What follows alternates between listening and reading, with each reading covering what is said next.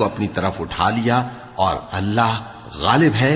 حکمت والا ہے۔ اور اہل کتاب میں سے کوئی نہیں ہوگا مگر ان کی موت سے پہلے ان پر ایمان لے آئے گا، اور وہ قیامت کے دن ان پر گواہ ہوں گے۔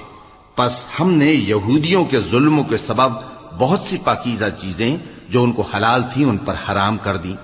اور اس سبب سے بھی کہ وہ اکثر اللہ کے رستے سے لوگوں کو روکتے تھے، اور اس سبب سے بھی کہ باوجود منع کیے جانے کے سود لیتے تھے، اور اس سبب سے بھی کہ لوگوں کا مال ناحق کھاتے تھے، اور ان میں سے جو کافر ہیں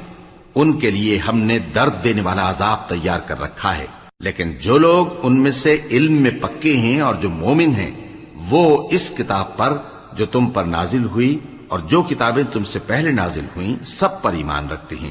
اور نماز پڑھتے ہیں اور زکوٰۃ دیتے ہیں، اور اللہ اور روز آخر کو مانتے ہیں،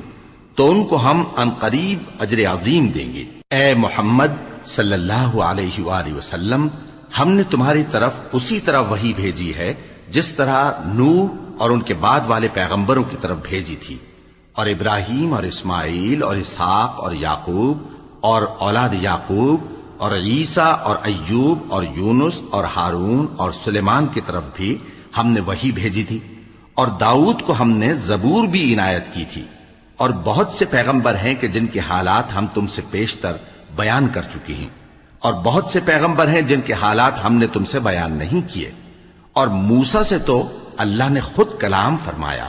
سب پیغمبروں کو اللہ نے خوشخبری سنانے والے اور ڈرانے والے بنا کر بھیجا تھا، تاکہ پیغمبروں کے آنے کے بعد لوگوں کو اللہ کے خلاف کوئی حجت نہ ملے، اور اللہ غالب ہے، حکمت والا ہے۔ لیکن اللہ نے جو کتاب تم پر نازل کی ہے اس کی نسبت اللہ